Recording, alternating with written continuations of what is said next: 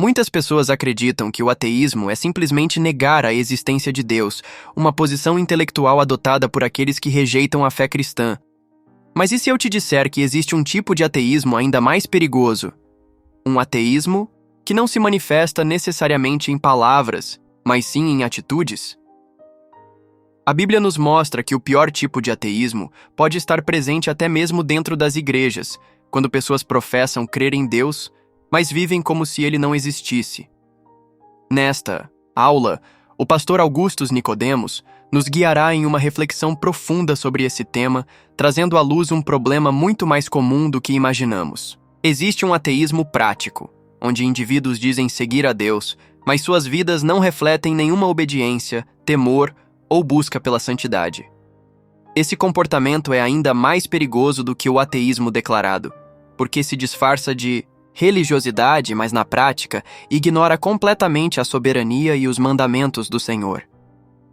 Antes de continuarmos, inscreva-se no canal e ative o sininho das notificações para não perder nenhum conteúdo que fortaleça a sua fé e aprofunde seu entendimento das Escrituras. Boa noite a todos.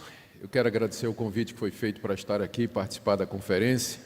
Para mim é um grande privilégio retornar à Igreja Batista em Tupã, rever os irmãos, amigos e participar de mais um evento que com certeza tem como objetivo abençoar a cidade e também as outras localidades até onde o evento está chegando pela mídia, transmissão online e também os vídeos que serão gravados e depois posteriormente publicados. Mais uma vez, obrigado pelo convite.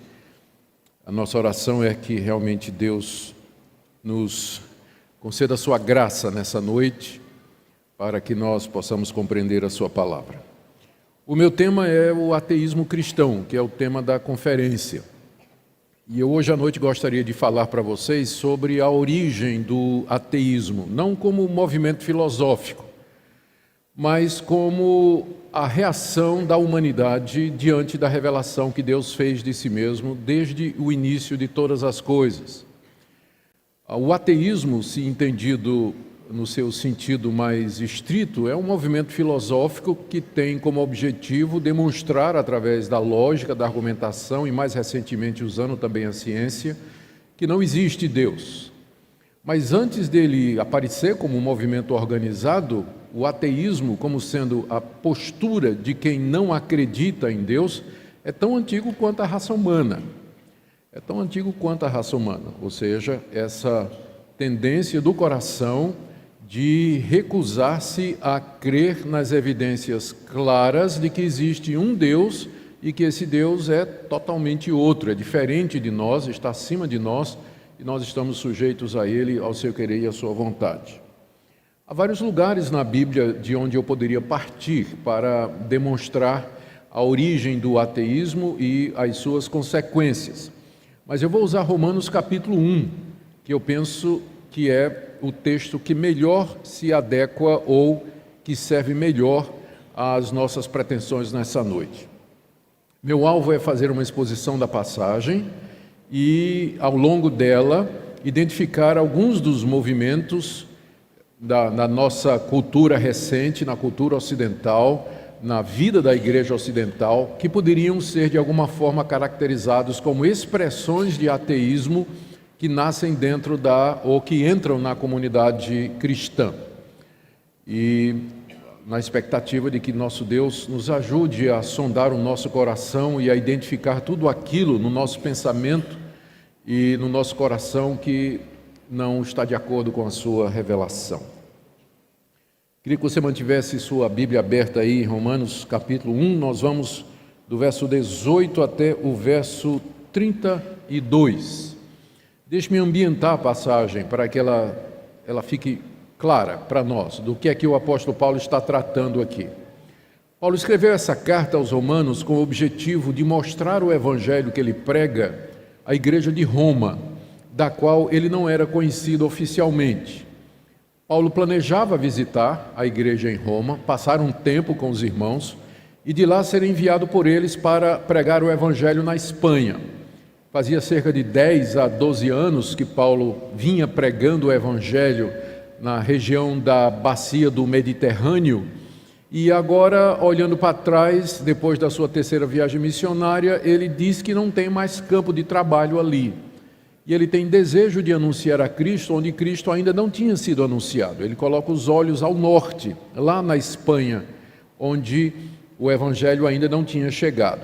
Então o plano dele era visitar Roma, ficar com os irmãos um tempo, receber o apoio missionário necessário, isso incluía as orações, o apoio espiritual e também financeiro, e de lá começar uma jornada missionária para levar o Evangelho à Espanha. Até onde nós sabemos, esses planos nunca se concretizaram. As coisas aconteceram um pouco diferente do que Paulo tinha planejado. Ele acabou chegando em Roma, é verdade, mas como prisioneiro. E lá ele ficou não algumas semanas, mas 2 anos numa prisão. E de lá ele saiu para outras regiões e até onde a gente sabe, ele nunca chegou na Espanha com a pregação do Evangelho. Mas a carta foi escrita como preparação para a chegada dele em Roma. Paulo achou isso necessário porque corriam boatos a respeito de Paulo dentro das comunidades judaicas que poderiam levantar questionamentos lá na igreja sobre a honestidade e integridade das pretensões do apóstolo Paulo. Em Roma havia uma comunidade de judeus muito grande, muito forte, a ponto de que ali por volta do ano 50 mais ou menos, o imperador Cláudio passou um decreto expulsando todos os judeus de Roma, por causa da confusão que eles armavam, predominância no comércio, influência na política e outras questões. E os judeus, particularmente aqueles da região de Jerusalém e circunvizinhança, eram inimigos de Paulo. E consideravam Paulo como um apóstata do judaísmo, que pregava contra a lei de Moisés, que pregava contra o templo, que ensinava os judeus a não se circuncidar, que dizia que Israel não era mais o povo de Deus, que Cristo tinha abolido a lei, e moviam uma perseguição ferrenha e consistente contra ele, onde quer que eles podiam movimentar as autoridades. A história de Paulo no livro de Atos é uma história de perseguição. Não tinha praticamente nenhuma cidade onde Paulo chegasse, onde os judeus não armavam uma revolução, uma revolta contra ele, na tentativa de expulsá-lo de lá. E Paulo sabia que quando ele chegasse em Roma ia ser a mesma coisa. E como a igreja de Roma tinha muitos judeus, ele escreve essa carta explicando algumas das questões que haveriam de ser levantadas. O que é que você quer dizer com justificação pela fé somente? Qual é o papel da lei? Qual é o papel da circuncisão? Onde é que fica Israel na história da salvação? Para o não-judeu se tornar cristão, ele tem que seguir os preceitos da lei de Moisés? E numa igreja onde tem judeu e não-judeu, como é que eles vivem juntos? São várias dessas questões que Paulo teria que enfrentar. E ele então, nessa carta, ele já antecipa as respostas. Assim, a gente pode dizer que a carta aos Romanos é uma carta missionária, onde o apóstolo Paulo expõe o evangelho que ele prega à luz das questões judaicas que ele sabia que teria que enfrentar em Roma, que era o destino da carta em primeiro lugar. O plano da carta é muito simples. Paulo começa falando da perdição de toda a raça humana. Ele primeiro diz que os pagãos estão perdidos, capítulo 1, inclusive os espanhóis, a quem ele quer pregar o evangelho, é por isso que ele quer pregar o evangelho. Capítulo 1 fala da perdição de todos os homens. Capítulo 2 fala da perdição dos judeus, apesar de terem recebido a lei e a revelação de Deus, os judeus estavam condenados porque eles não guardavam a lei. Depois ele fala da condenação da raça humana toda, metade do capítulo 3. Na outra metade, até o final do 5, ele fala da justificação pela fé, já que todos pecaram e carecem da glória de Deus, todos podem ser justificados da mesma forma, que é pela fé em Jesus Cristo. E de 6 a 8 ele fala do processo de santificação, que deve acompanhar o perdão de pecados, e de 9 até 11 ele trata da questão de Israel, qual o papel da nação de Israel na história da redenção. Do capítulo 12 ao final ele trata de algumas questões práticas, dons espirituais, relacionamento de judeus e gentios na igreja, e no capítulo 15 ele fala dos planos de visitar a cidade e de lá ser enviado por eles para a Espanha. O que nós temos diante de nós nessa noite é o capítulo 1, segunda parte do capítulo 1, onde Paulo expõe a condenação dos pagãos, aqueles que nunca ouviram o Evangelho, aqueles que nunca ouviram a lei de Deus, nunca ouviram o nome de Deus. Qual é a situação deles diante de Deus? E a resposta de Paulo é que eles estão condenados, eles estão debaixo da ira de Deus. E eles chegaram a essa posição através de um processo que nós vamos chamar de ateísmo existencial. Ateísmo existencial. Até chegar na situação em que o mundo pagão se encontrava, imerso em trevas, na ignorância com relação a Deus, na imoralidade e na mais abjeta idolatria. Então, vamos dividir aqui essa parte do 18 até o 32 em 3 partes. Na primeira parte, Paulo fala da revelação que Deus faz de si mesmo a todos os homens de todas as épocas. Está aí do verso 18 até o verso 20.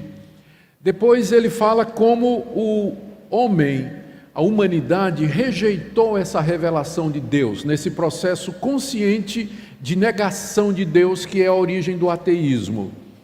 E isso aí vai do verso 21 até o verso 23. E do verso 24 até o 32, nós temos a retribuição de Deus. O que é que Deus fez diante da rejeição da humanidade sobre a revelação que Ele fez de si mesmo a toda a humanidade? Deus entregou essas pessoas ao seu próprio coração.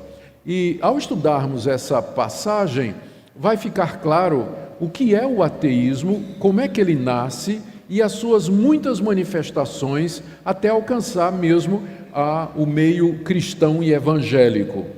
E eu quero, no final, à medida que a gente for falando, vou identificar alguns movimentos que podem muito bem exemplificar hoje o que é que Paulo já denunciava naquela época. Vamos ver, em primeiro lugar, a revelação que Deus fez de si mesmo, do verso 18 até o verso 20. A ira de Deus se revela do céu contra toda impiedade e perversão dos homens que detêm a verdade pela injustiça. Porquanto o que de Deus se pode conhecer é manifesto entre eles, porque Deus lhes manifestou. Porque os atributos invisíveis de Deus, assim o seu eterno poder, como também a sua própria divindade, claramente se reconhecem desde o princípio do mundo, sendo percebidos por meio das coisas que foram criadas. Tais homens são, por isso, indesculpáveis. No verso 18, Paulo nos diz que existe um Deus e que esse Deus está irado, e que ele revela a sua ira lá do céu, que é o local da sua habitação. A consciência de que tem um Deus e que esse Deus está irado é revelado na consciência de todos os homens. Essa é uma revelação que nós chamamos da revelação na consciência. Cada ser humano tem consciência de que há um Deus e que esse Deus está irado por conta dos seus próprios pecados. Isso explica, primeiro, a universalidade da religião. O que é que acontece com o ser humano de todas as raças, tribos, povos e nações, de todas as épocas, que todos eles têm religião? Qual é o propósito da religião, se não exatamente apaziguar algum poder superior, ficar de bem com esse poder superior e obter bênçãos e favores desse poder? E de onde vem essa consciência desses povos diferentes que nunca se comunicaram entre si, de partes diferentes do mundo? A resposta é dessa revelação na consciência de cada ser humano de que existe um Deus e que esse Deus está irado. Está irado com a humanidade. E Paulo diz por que ele está irado, no verso 18. Ele está irado contra toda impiedade e perversão dos homens que detêm a verdade pela injustiça. Essa revelação de Deus, tudo que Deus dá a conhecer a seu respeito, é a verdade. E Paulo diz aqui que a humanidade detém a verdade pela injustiça. O verbo deter significa matar por sufocamento, manter embaixo, literalmente na língua grega, como quem afoga uma pessoa. A verdade não pode ser mudada, mas ela pode ser suprimida, ela pode ser abafada, ela pode ser empurrada para baixo. E é isso que a humanidade faz com a consciência que Deus dá a todo ser humano de que ele existe. O homem simplesmente empurra para baixo esse conhecimento, e aqui está a origem do ateísmo. Ninguém nasce ateu. O ateísmo é a reação do homem à consciência de que existe um Deus. É uma decisão que ele toma, não é algo que é natural, mas ele tem que empurrar para baixo a verdade pela injustiça, para que ele possa então negar a Deus e fazer deuses conforme seu querer e a sua vontade.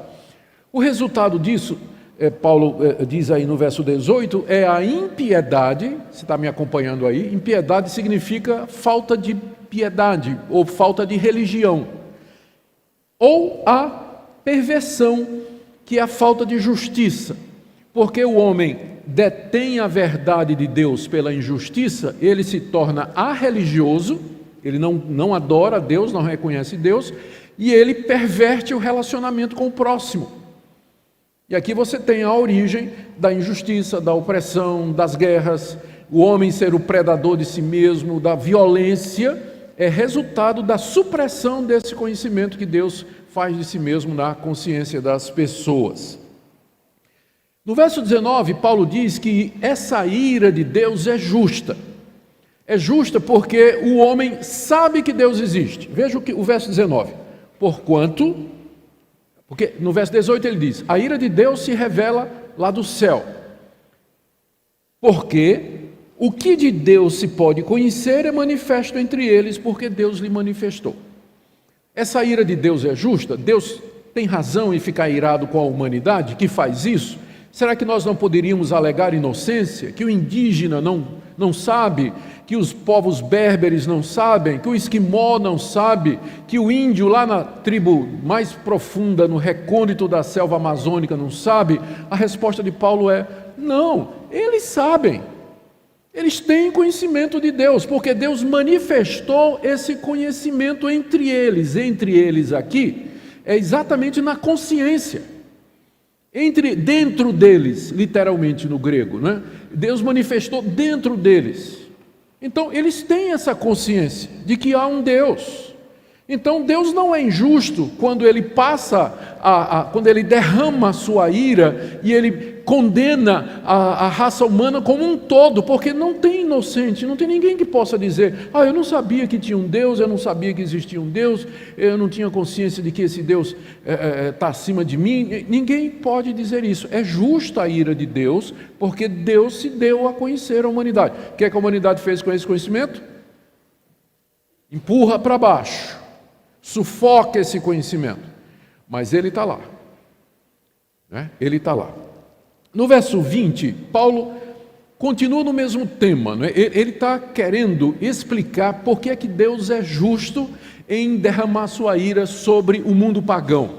E no verso 20, porque os atributos invisíveis de Deus, assim o seu eterno poder, como também a sua própria divindade, claramente se reconhecem desde o princípio do mundo, sendo percebidos por meio das coisas que foram criadas. Paulo aqui avança mais um passo na sua argumentação, e ele diz que esse conhecimento da existência de Deus, ele está disponível não somente na consciência do homem, mas na criação, no mundo ao nosso redor. No mundo ao nosso redor. Deus é invisível, está aí no verso 20. Ele tem, os seus atributos são invisíveis. Atributos são qualidades, características. Se eu fosse, por exemplo, quais são os meus atributos? Eu sou um velhinho de barba branca que usa óculos e gosta de andar de motocicleta. Então, esses são alguns dos meus atributos pelos quais você me reconhece. Eu ia dizer charmoso, mas a modéstia me impede de fazer isso. Então, entende? Atributos são qualidades pelas quais a pessoa é identificada.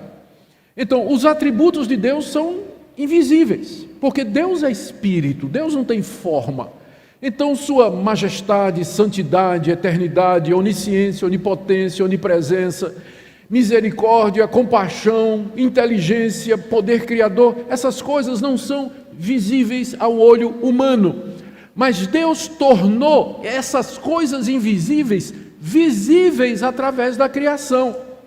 Particularmente duas coisas, Paulo diz aqui. Primeiro, o seu eterno poder. Olhando a criação, cada ser humano deveria saber que isso não veio do acaso, que é preciso um poder além da natureza para gerar a natureza. Matéria não gera matéria, o nada não gera nada. Isso não surgiu do nada, alguma coisa está por detrás do surgimento da vida, da complexidade da natureza, da variedade dos seres vivos, da harmonia das leis naturais, da profundidade do universo, da sua extensão. E não somente olhando para fora, para cima, mas para dentro agora, com a chegada da ciência, que a gente pode penetrar até mesmo na hélice do DNA. Então, de onde vem isso? Tem que ter algo, isso não pode ter surgido do acaso. Então, pelo que Paulo está dizendo aqui, a existência de um ser eterno e poderoso é visível pela natureza. É claro que os homens sufocam. O ateísmo é isso, é você sufocar aquilo que é evidente. O conhecimento de Deus brilha dentro de nós e fora de nós. Mas os homens não querem. Mas o divino poder, o eterno poder de Deus é perceptível pela criação. E não só o divino poder, Paulo fala aqui, mas a sua própria divindade. O que é a divindade de Deus? É o fato de que ele é diferente de nós. Ele não é parte desse mundo que ele criou, ele é distinto desse mundo criado. Ele é diferente da realidade que ele trouxe à existência. E é interessante que essa consciência e esse reconhecimento que deu origem à ciência moderna. Você já se perguntou por que é que a ciência moderna não nasceu nas civilizações mais antigas e mais avançadas? E ela veio nascer na Europa da Idade Média cristianizada? Por que não nasceu a ciência moderna na China, muito mais antiga do que a Europa? Por que não nasceu na Mesopotâmia? Por que não nasceu no Antigo Egito? Por que a ciência moderna não nasceu? Por que ela esperou para nascer lá na Europa cristã da Idade Média? A resposta é que todas essas civilizações, podia mencionar a Índia também, todas essas civilizações, elas eram panteístas. Elas acreditavam que Deus é o mundo e o mundo é Deus. E que Deus é uma espécie de alma do mundo, Deus é um espírito que está presente nas árvores, nos animais, nos rios, nos bichos, em toda a realidade, todos os fenômenos. Portanto, para um panteísta, você perguntar por que é que cai o raio, ou por que é que eu ouço primeiro, eu vejo primeiro o raio e depois é que eu escuto o barulho do trovão, perguntar isso seria entrar no segredo dos deuses. E ninguém queria afrontar os deuses. Mas de acordo com o cristianismo, Deus não é o mundo e nem o mundo é Deus. O mundo é uma criação do Deus Todo-Poderoso, por isso eu posso explorar o mundo e saber como ele funciona sem o menor risco de ofender a Deus. E foi isso que liberou o homem, desmistificou a natureza na Idade Média, e os homens começaram então a fazer as perguntas, né? Mas por que primeiro eu ouço ou vejo o raio, o relâmpago, e só depois é que eu ouço o estrondo? E começaram então a investigar, né? Por que a maçã cai? Isaac Newton era crente. Aqueles que nos deram origem aos modernos ramos da ciência eram quase todos cristãos com uma única pergunta: o que é que eu posso aprender sobre Deus estudando a natureza? E eles começaram a investigar, exatamente por isso, porque o poder de Deus e a sua divindade não é que obscuramente se percebe, mas Paulo diz aqui, claramente se percebe. E desde quando? Desde o princípio do mundo. Então, desde o primeiro homem que foi criado até o que está nascendo agora, todos têm conhecimento de Deus, na consciência e brilhando ao nosso redor na criação. Por isso, conclusão de Paulo no final do verso 20, tais homens são o quê? Indesculpáveis. Os pagãos são indesculpáveis. No dia do juízo, nenhum deles vai poder dizer assim: eu não sabia que o Senhor existia. Eu não sabia que o Senhor é santo. Eu não sabia que o Senhor é todo-poderoso. Eu não sabia que eu tinha que lhe dar glória, que eu tinha que lhe dar graças, ou que eu tinha de adorar-te e servir-te, mesmo que eu não sabia teu nome. Ninguém vai. É claro que no dia do juízo Deus não vai julgar esses pagãos perguntando assim: por que você não aceitou Jesus? Porque Ele vai dizer: hein? Jesus? Quem é? Deus não vai julgá-los por isso, mas vai julgá-los pela revelação na consciência e a sua revelação na natureza, e esse conjunto a gente chama da revelação natural, que é suficiente para deixar o homem desculpável, embora insuficiente para salvá-lo. Daí porque precisa da outra revelação, revelação especial do Evangelho, que tem que ser pregada a todas as nações. Mas o ateísmo é isso, a origem do ateísmo é isso aqui. É o homem sufocando o conhecimento de Deus que brilha ao seu redor e dentro dele. É aquilo que a gente chama em teologia a imagem de Deus em nós. A imagem de Deus, Ele nos fez a sua imagem e semelhança, e apesar dela estar manchada pelo pecado, mas ainda somos imagem e semelhança de Deus. Por isso que todo homem é religioso. Ele rejeita Deus e aí vai fazer um Deus para ele adorar. Mas todo homem pode ser encontrado ao pé de algum altar, ou do Deus verdadeiro, ou um Deus que ele criou, ou de si mesmo. Mas todo homem é religioso. Todo homem é religioso. Ele não tem como fugir disso, por conta do conhecimento de Deus. Essa é a revelação que Deus fez. Bom, já antecipamos aqui a rejeição, mas a partir do verso 21 até o verso 23, Paulo esclarece esse processo de rejeição. Vamos ler. São indesculpáveis, final do verso 20, agora verso 21. Porquanto, tendo conhecimento de Deus, não o glorificaram como Deus, nem lhe deram graças, antes se tornaram nulos em seus próprios raciocínios, obscurecendo-se-lhes o coração insensato. Inculcando-se por sábios, tornaram-se loucos, e mudaram a glória do Deus incorruptível em semelhança da imagem de homem corruptível, bem como de aves, quadrúpedes e répteis. Paulo aqui descreve esse processo que ele já identificou no início, no verso 18, que é a supressão da verdade pela injustiça. Ele começa essa parte aqui, dizendo no verso 21, o que é que os homens deveriam ter feito com esse conhecimento de Deus? Tendo conhecimento de Deus, não o glorificaram como Deus, ou seja, eles deveriam ter glorificado a Deus, deveriam ter cultuado a Deus, deveriam ter servido a Deus, adorado a Deus, mas eles não fizeram isso. Segundo, não lhe deram graças, no mínimo deveriam dizer: essas coisas não acontecem ao acaso, há algum poder que nos dá saúde, vida, chuva, mantimento, as estações do ano, o suprimento, deve ter alguém, não é, que faz isso por nós, e eles deveriam pelo menos ter dado graças a esse Deus. Nem isso eles fizeram. Adorado a Deus e agradecido a Deus, e eles tinham conhecimento de Deus. Eles tinham conhecimento de Deus. O que é que eles fizeram em vez de adorar a Deus e glorificar a Deus e agradecer a Deus? Continuando no verso 21. Antes, ou seja, em vez de fazer isso, primeiro, se tornaram nulos em seus próprios raciocínios. Eles começaram a raciocinar. Não tem problema nenhum em raciocinar. Deus nos deu a mente para que nós pudéssemos percebê-lo na criação. A nossa razão foi dada para que nós pudéssemos compreender, investigar e saber mais sobre Deus. E aí glorificá-lo para todos sempre aqui na eternidade. Então, a mente é um privilégio que Deus nos deu e nós deveríamos usá-lo. O problema desses homens não é que eles começaram a raciocinar, mas é que eles começaram a raciocinar sem ter Deus como referência.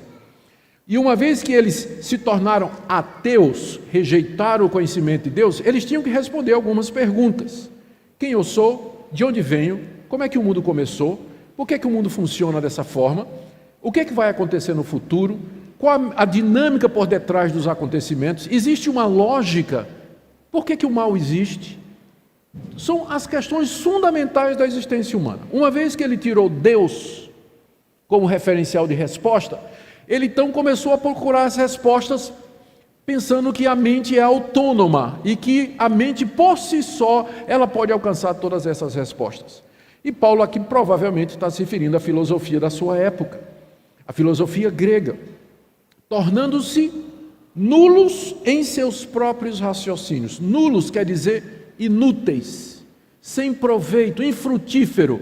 Não é que o pensamento destes homens não nos ajuda a ver determinados aspectos da realidade, mas no que tange a nos relacionar com Deus e conhecer esse Deus é nulo. Esses filósofos não têm a luz de Deus, eles não têm o conhecimento de Deus, não é? Então, eles podem descobrir algumas coisas. Na verdade, eles nem concordam entre si. Estudar a filosofia antiga e clássica é descobrir como cada discípulo contradizia o seu mestre, né? Para cada filósofo, uma teoria. Não havia acordo. Porque o homem, uma vez dissociado de Deus como referência, ele não consegue, a mente dele não raciocina. Não vai chegar à verdade final, não vai chegar ao conhecimento final de todas as coisas. E todas essas teorias estão aí, continuam aí até o dia de hoje. Então, primeiro começou na mente, né? O homem tentando achar respostas para si mesmo. Daí desceu para o coração. Antes se tornaram nulos em seus próprios raciocínios, obscurecendo-lhes o coração insensato. Nós não temos luz dentro de nós.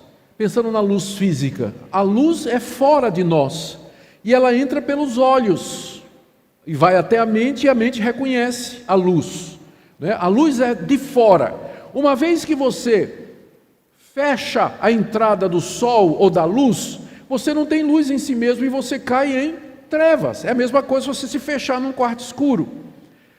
Intelectualmente é a mesma coisa. Deus é a luz, como Jesus disse, eu sou a luz do mundo, a luz que vem ao mundo e dá conhecimento e ilumina todo o homem.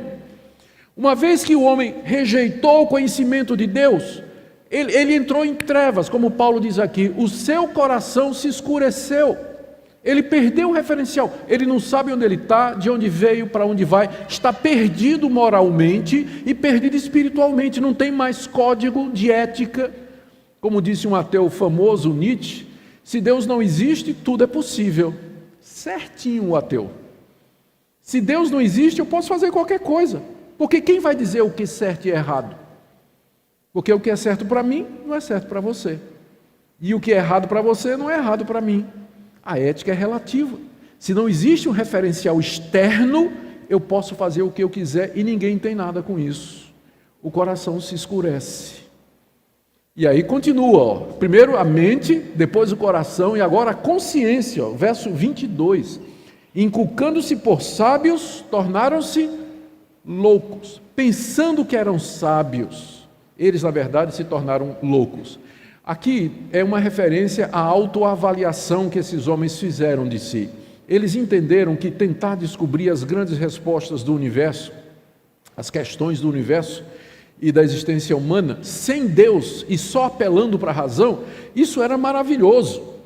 O movimento do iluminismo que aconteceu pouco depois da Reforma Protestante, ou um pouco antes da Reforma Protestante, né, durante aquele período, tem raízes um pouco antes, era um movimento em que o homem queria jogar fora a igreja, a Deus, e queria descobrir a verdade por si mesmo. Era um período da autonomia da razão. Na França, particularmente, esse movimento foi muito intenso.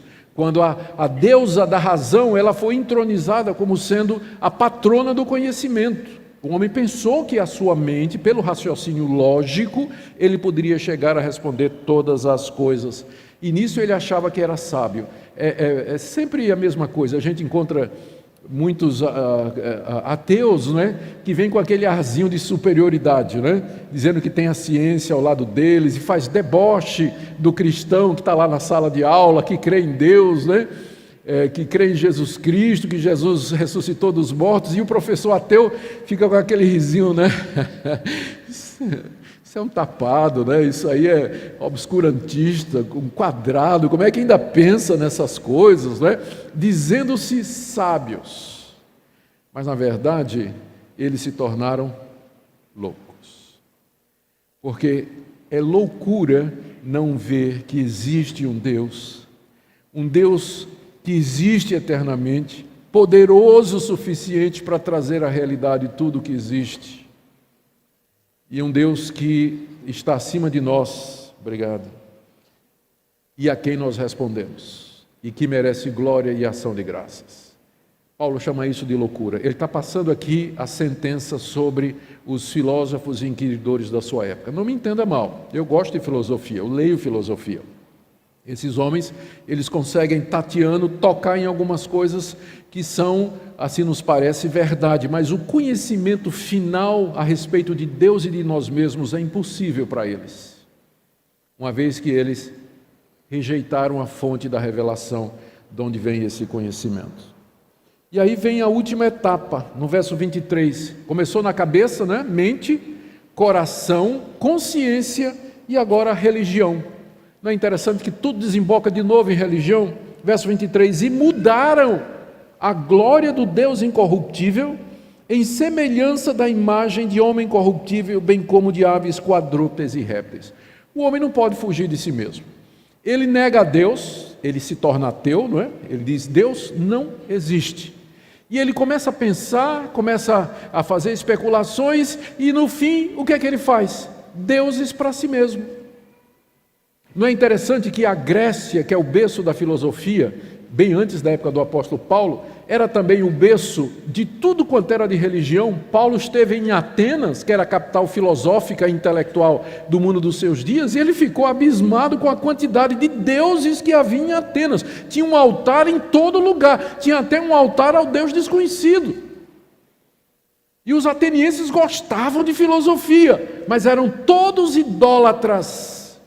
Eles adoravam deuses que eles tinham imaginado. E você, quando você lê sobre a mitologia grega, o panteão grego, Zeus, Netuno, Urano, Plutão, Mercúrio, Atenas, todos aqueles Afrodite, né, todos aqueles deuses que eles criaram, nada mais eram de que homens com poderes sobre-humanos.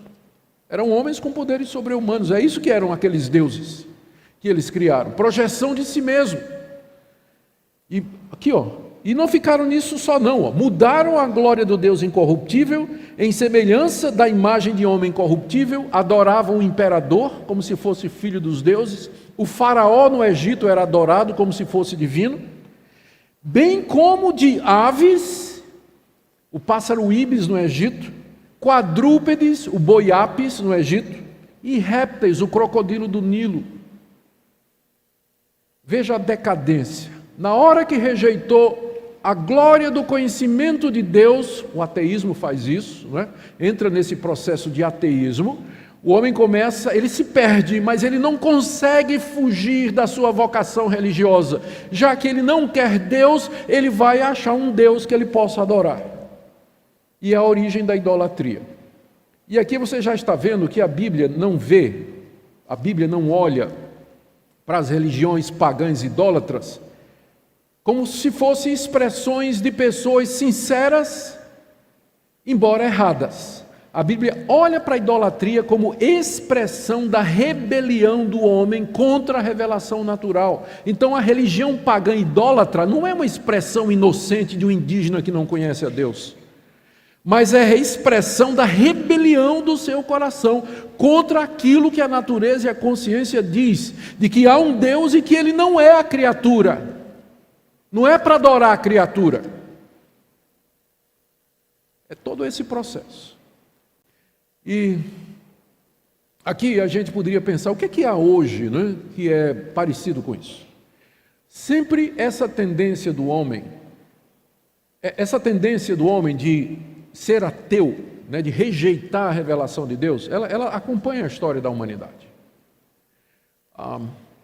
Depois da Reforma Protestante surgiu um movimento, né, que eu já mencionei, o Iluminismo.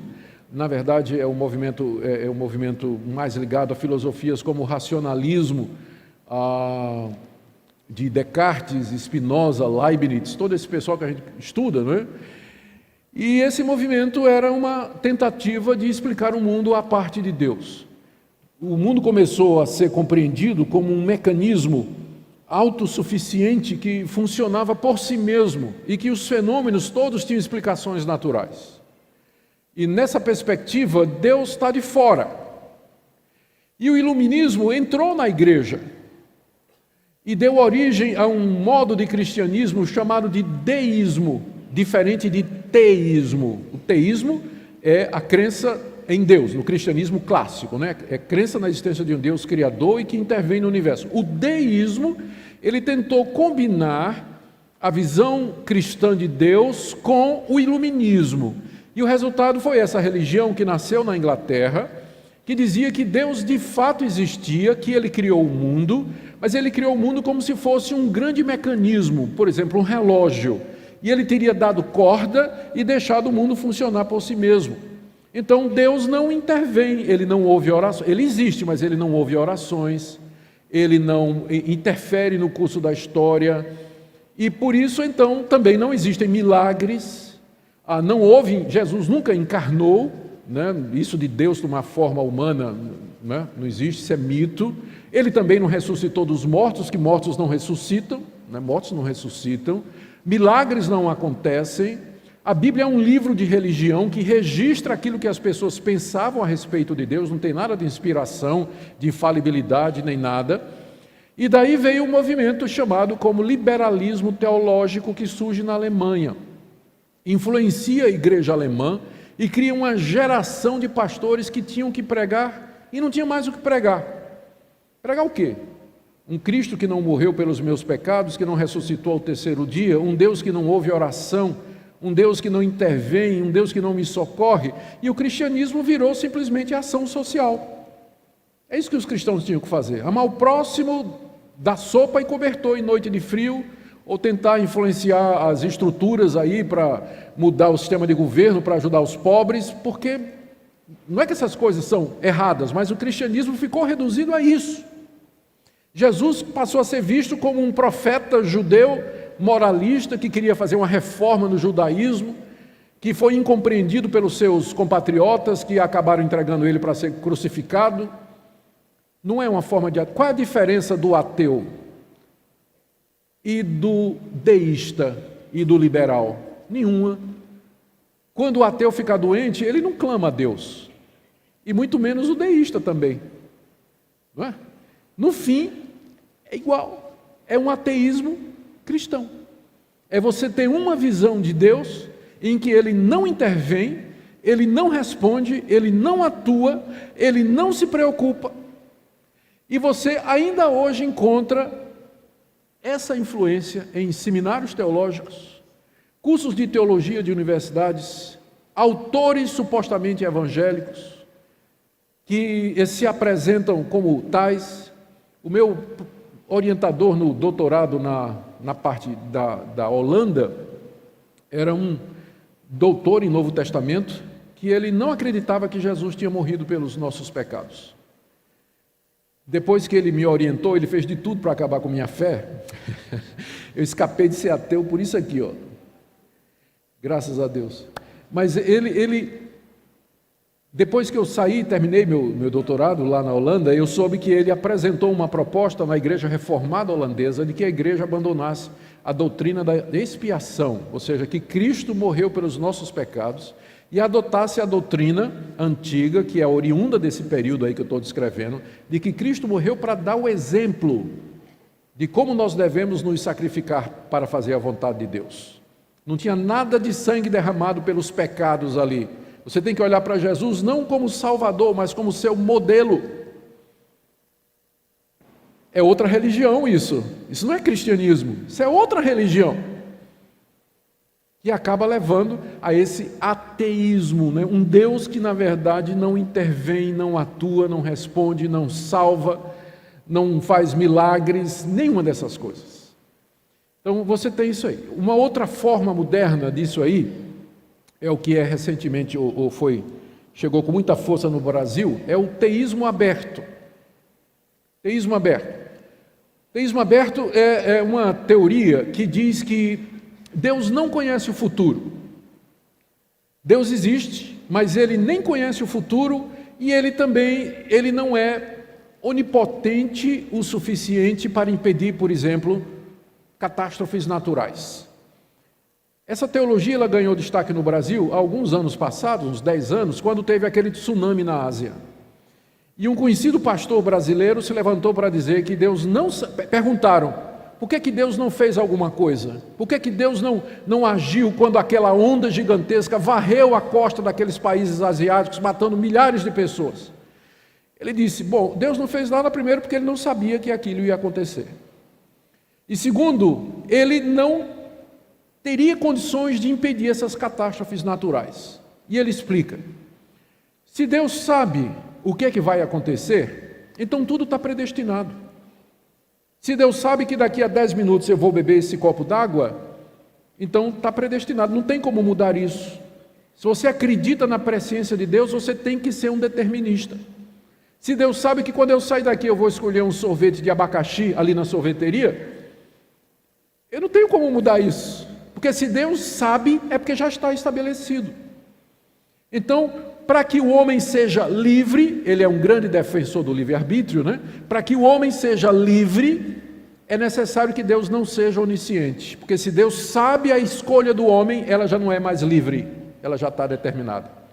Então, para resguardar a liberdade do homem, nós temos que acreditar que Deus não conhece o futuro está aberto. Deus faz o futuro conosco. Deus vai se adaptando às decisões da sua criatura. Nós vamos construindo o futuro está indefinido, ninguém sabe o que é que vai acontecer. E aí ele diz uma frase, aqui, numa entrevista que ele deu em 2011, à revista Carta Capital. Ele disse assim, concordo muito com Suzanne Weil, uma judia convertida ao catolicismo durante a Segunda Guerra Mundial, presta atenção, que o mundo só é possível pela ausência de Deus. O mundo só é possível pela ausência de Deus. O que é que ele quer dizer com isso? Ele explica mais adiante. Essa filósofa judia, que se tornou católica, ela dizia que a crença num Pai Todo-Poderoso infantiliza os homens, porque eles ficam esperando que esse Pai resolva os problemas. Você fica orando, pedindo, dependendo. Agora, se você viver como se Deus não existisse, aí você parte para buscar sua felicidade, seu futuro, resolver seus problemas, acabar com a injustiça. Então, o mundo só será possível quando a ausência de Deus acontecer. Porque enquanto as pessoas acreditam em Deus, elas vão ficar paradas. O que é isso se não ateísmo? Você viver como se Deus não existisse. Aí, nesse caso, se Deus não existe, quem é Deus? O homem. O homem faz o seu próprio destino. Ele resolve seus próprios problemas, ele constrói seu próprio futuro, ele vai em frente com sua própria vocação. É claro que essa teoria aqui desse pastor recebeu críticas de tudo quanto é lado, não foi só dos reformados, não é, que creem na soberania de Deus, mas dizer que Deus não é onisciente é negar claramente o Deus da Escritura, qualquer que seja a sua posição teológica. Mas é uma forma de ateísmo cristão. É uma forma de ateísmo cristão. São teorias e teologias que na prática levam você a viver ou ignorar, viver como se Deus não existisse ou ignorar a existência dele. E eu quero ver com vocês aqui no final do tempo que eu tenho ainda, uma última forma de ateísmo que tem dentro da igreja, a partir do que Paulo ensina do verso 24 até o 32. Eu vou dar uma corrida aqui para a gente poder respeitar o horário. Vamos recapitular. Primeiro, Deus se revelou. Revelação clara, pela consciência e pela natureza. Ele revela que Ele é eterno, que Ele é poderoso, que Ele não é a criação e que Ele está irado pelo que o homem está fazendo com esse conhecimento, que é a segunda parte. O homem rejeita o conhecimento de Deus, anula o seu raciocínio, escurece o seu coração, perde-se na avaliação de si mesmo e acaba criando outros deuses em oposição e rebelião contra Deus. Agora é a vez de Deus. Primeiro Deus se revela, o homem reage e rejeita. Agora Deus retribui. E o que é que Deus fez em retribuição? Nós vamos ver aqui, eu quero que você preste atenção, que no verso 24, 26 e 28, Paulo diz, Deus os entregou, Deus os entregou, Deus os entregou. 3 vezes. Essa foi a reação de Deus à rebelião do homem. Vamos lá? Verso 24. Por isso, Deus entregou tais homens à imundícia pela concupiscência de seu próprio coração, para desonrar o seu corpo entre si. pois eles mudaram a verdade de Deus em mentira, adorando e servindo a criatura em lugar do Criador, o qual é bendito eternamente. Amém.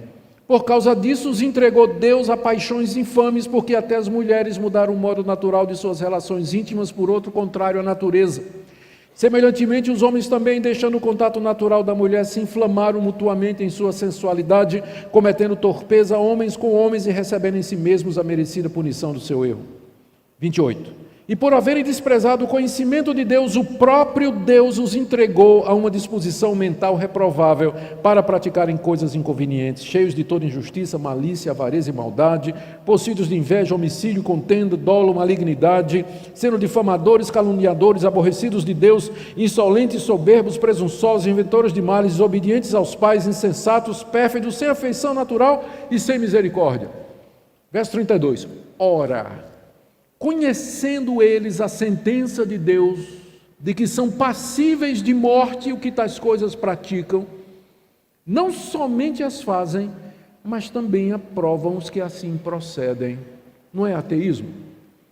Ele sabe que existe um Deus que reprova estas coisas e que vai punir quem faz estas coisas, mas eles desafiam a esse Deus e não somente fazem estas coisas, mas ainda bate palma para quem faz. É a última forma de ateísmo aqui. É o ateísmo que a gente chama do ateísmo existencial ou ateísmo do libertino, que entra nas igrejas.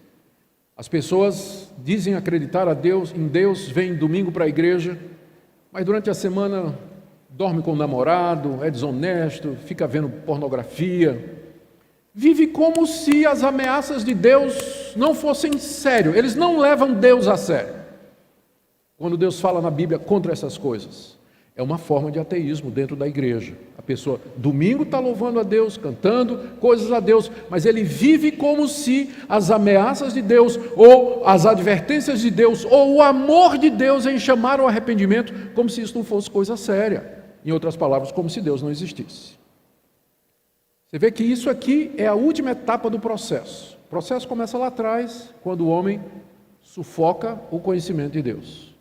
Ele começa a pensar, o coração se escurece, a consciência se perde, ele se torna idólatra e finalmente se torna imoral. Ele perverte o modo natural das coisas.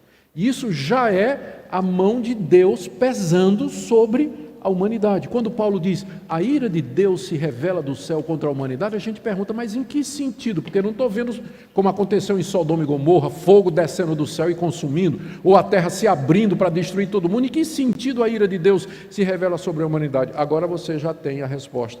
Deus os entregou, Deus os entregou, Deus os entregou. O pior castigo que Deus pode dar a um pecador é dizer para ele, seja feita a tua vontade. Quando Deus entrega o pecador aos desejos do seu próprio coração, ele se afunda cada vez mais. Pense numa carreta carregada descendo a ladeira, e Deus com o pé no breque, segurando. Uma hora, Deus tira o pé. A carreta vai. Deus os entregou, Deus tirou o freio. Quando Deus viu esse processo de rejeição, finalmente idolatria, Deus tirou o freio e disse, está bem, vocês não me querem? A mim, que sou o Criador de vocês, que poderia cuidar de vocês, abençoar vocês, ajudar vocês, então, vocês são deuses? Tudo bem, eu entrego vocês a vocês mesmos.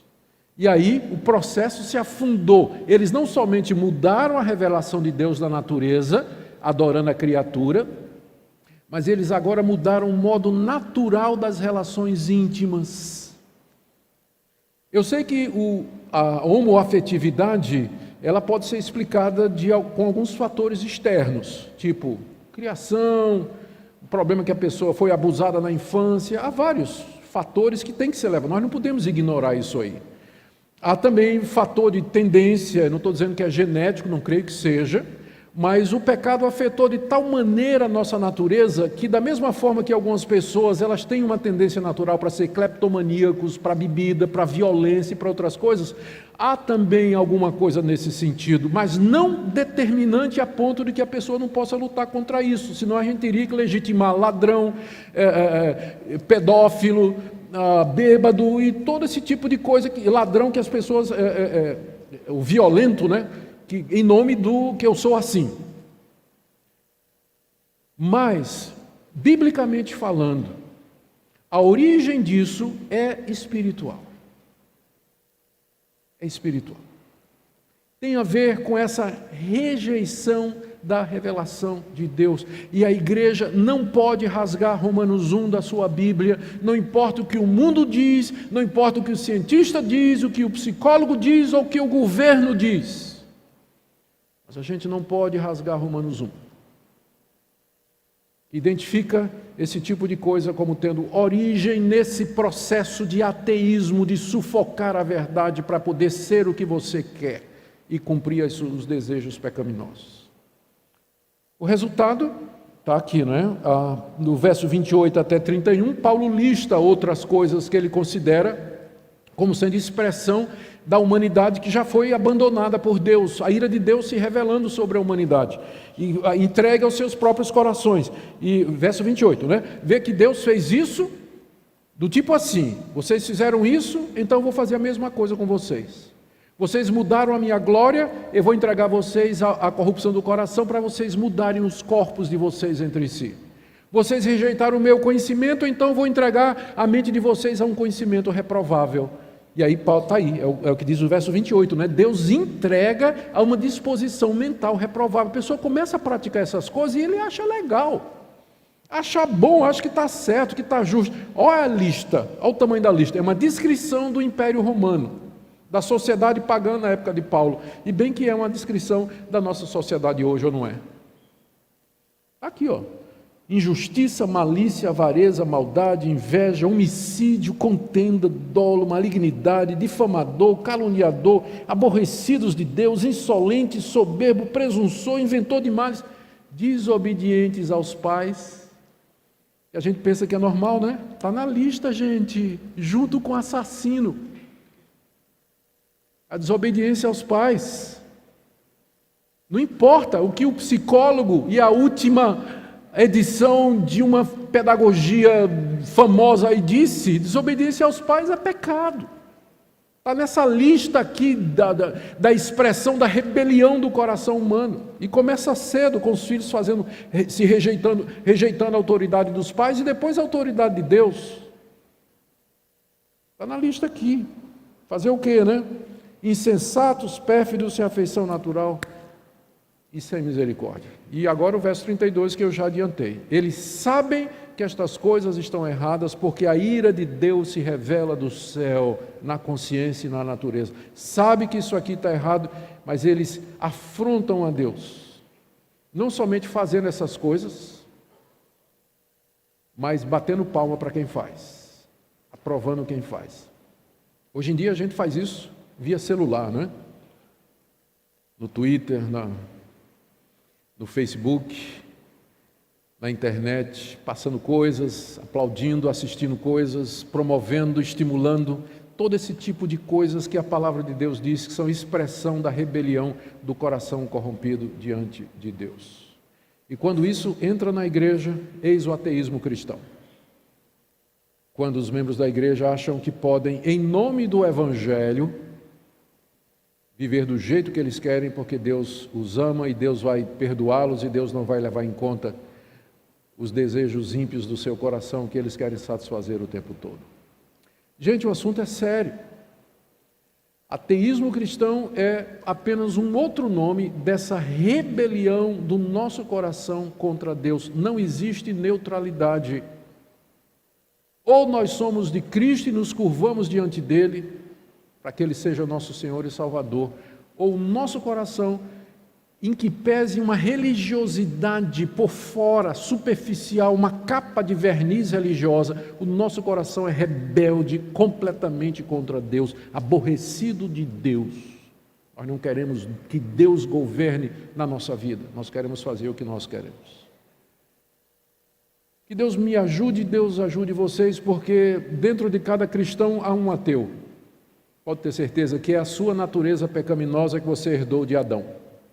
Dentro de cada cristão tem um ateu. pelo novo nascimento e pela presença do Espírito Santo, pela união com o nosso Salvador, pela leitura da palavra, pela oração, pela comunhão dos santos, nós dizemos para esse ateu: cala a boca. Cala a boca. E agora é a nossa vez de fazer isso com ele, ó. E dizer: eu vou viver para Deus. Eu vou viver para a glória de Deus e para o meu Salvador Jesus Cristo. Que essa seja a disposição do nosso coração, queridos, agora e sempre, até o dia da vinda de Jesus. Amém. O pior tipo de ateísmo não é aquele que se declara abertamente contra Deus, mas aquele que, mesmo professando fé, vive como se ele não existisse. Esse tipo de ateísmo é ainda mais perigoso porque não se manifesta em palavras, mas sim em atitudes. Muitos se identificam como cristãos, frequentam igrejas e até falam sobre Deus, mas em suas decisões diárias, em seus valores e em seu comportamento, não há qualquer evidência de um relacionamento real com Ele. Esse é o ateísmo, prático, um afastamento silencioso da fé genuína que transforma vidas. A Bíblia nos alerta sobre essa incoerência em várias passagens. Em Tito, capítulo 1, versículo 16, está escrito: eles afirmam que conhecem a Deus, mas por seus atos o negam.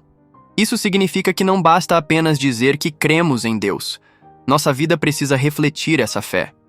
O ateísmo prático acontece quando alguém vive sem oração, sem buscar a direção de Deus, sem obediência à sua palavra e sem temor ao Senhor. Esse comportamento é ainda mais grave do que a descrença declarada, porque engana a própria pessoa e aqueles ao seu redor, criando uma ilusão de espiritualidade sem compromisso real com Deus. O próprio Jesus advertiu sobre esse perigo em Mateus capítulo 7, versículo 21, quando disse: nem todo aquele que me diz, Senhor, Senhor, entrará no reino dos céus, mas apenas aquele que faz a vontade de meu Pai que está nos céus. Isso nos ensina que não basta ter um discurso religioso, é preciso viver conforme os princípios do reino de Deus. Quem reconhece a existência de Deus, mas ignora seus mandamentos e vive sem temor, está, na prática, negando o Senhor. Diante disso devemos refletir. Nossa fé é apenas de palavras ou ela molda realmente quem somos?